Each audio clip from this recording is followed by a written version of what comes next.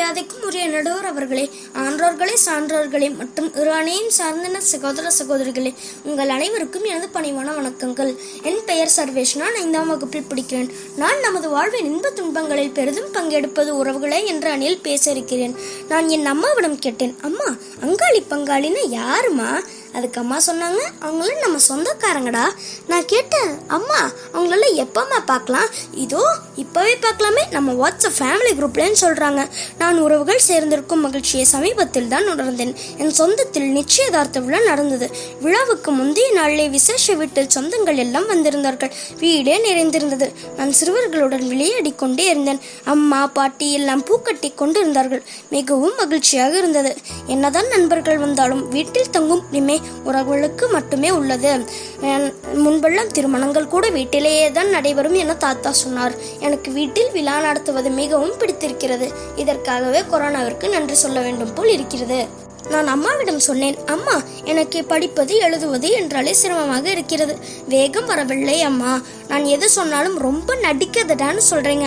அப்ப எனக்கு இயல்பாகவே நடிப்பு வருதில்ல. நான் பேசாம சினிமா ஹீரோ ஆயிரட்டான்னு கேட்டேன். அதுக்கு அம்மா சொன்னாங்க, நீ இப்படி பெரியவங்க பேச்ச கேட்காம ஏமாத்திட்டு தெரிஞ்சா உன்னை யாரும் ஹீரோன்னு சொல்ல மாட்டாங்க. என்னம்மா இப்படி பண்றீங்களேம்மான்னு தான் சொல்லுவாங்கன்னு அசிங்கப்படுத்துறாங்க. அம்மா, நீ எப்பவுமே என்னை திட்டிகிட்டே இருக்க. என் மேல உனக்கு பாசமே இல்லையா என்றேன். அதற்கு அம்மா சொன்னால், அட அறிவு கட்டவனே, அழச் சொல்பவர் வாழச் சொல்கிறார், சிரிக்க சிரிக்க சொல்பவர் சீரழிய சொல்கிறார் என்று. ஃப்ரீயாரு, ஜாலியாரு, என்ஜாய் பண்ணு, கஷ்டப்படாதே என்பவர்கள் நம்மை முன்னேற்ற பாதையில் வழிநடத்துபவர்கள் அல்ல என்று அம்மா எடுத்து சொன்னாள்.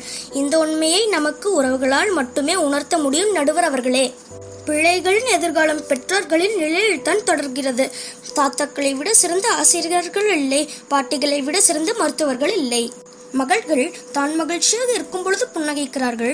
தன் மகள் மகிழ்ச்சியாக இருப்பதை பார்த்து அப்பாக்கள் புன்னகைக்கிறார்கள். அன்பு எங்கு அதிகம் இருக்கோ அங்கு பிடிவாதமும் அதிகம் இருக்கும். பழைய சட்டையை போட்டாலும், பழைய உடைந்த பொம்மையை வைத்து விளையாடினாலும், அழுது புரண்டாலும், அடம்பிடித்தாலும் ஒவ்வொரு தம்பிக்கும் தங்கைக்கும் தெரியும். ஆவில் தொடங்கி சைக்கிள் பழக்கி மகிழ்ந்தது முறை அண்ணன்களே தமக்கு ஆசிரியர் என்று.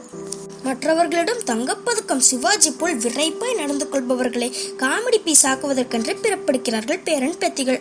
குழந்தைகள் தன்னுடைய அதிகாரத்தை காட்டுவது 2 பேர் மீதுதான், அப்புச்சி மற்றும் அம்மச்சி. தன் பிள்ளைகளிடம் காட்டிய கஞ்சத்தனத்தை தன் பேர பிள்ளைகளிடம் காட்டுவதில்லை அப்புச்சிகள். கிடாய் விட்டு விருந்துக்கு சென்றால் பையன் சாப்பிட்டானான்னு வருத்தப்பட்டான், அது அப்பா. கையோடு பிரியாணி பார்சல் கட்டிட்டு வந்தா அதுதான் அப்பச்சி. அப்பச்சிகளின் அன்பே அலாதிதான். நான் என் வாழ்வில் பார்த்த ஒரு துயரசமும் என் சின்னமுச்சியின் மறைவுதான். அவர்களுக்கு 2 மகன்கள். பெரியவனுக்கு 25 வயது, சின்னவனுக்கு 22 வயது. 16 நாட்கள் சடங்கு முடியும் வரை தனிமை தெரியவில்லை. அக்கம் பக்கத்தினர், உறவினர்கள், நண்பர்கள் என பல பேர் கூட இருந்தனர். ஆனால் 17வது நாள் முதல் அந்த தாயில்லா பிள்ளைகள் என்ன செய்கிறார்களோ என்று பதறும் மனம். சொந்த பந்தங்களுக்கு மட்டுமே வரும் நடுவர் அவர்களே. பெரியம்மா, சித்தி, அக்காள் என்று மாறி மாறி அவர்களுக்கு சமையல் கற்றுக் கொடுப்பதும் வீட்டு வேலைகள் செய்து கொடுப்பதுமாய் இருந்தார்கள்.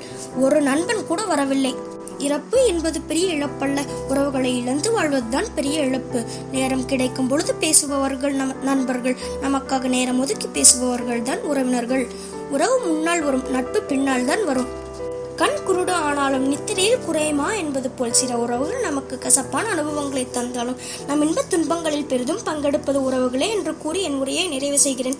வாய்ப்பளித்த மைக்கு நன்றி, வணக்கம். இந்த வீடியோ பற்றிய கருத்துக்களை கமெண்ட் பண்ணுங்க. சேனலை மறக்காம சப்ஸ்கிரைப் பண்ணுங்க.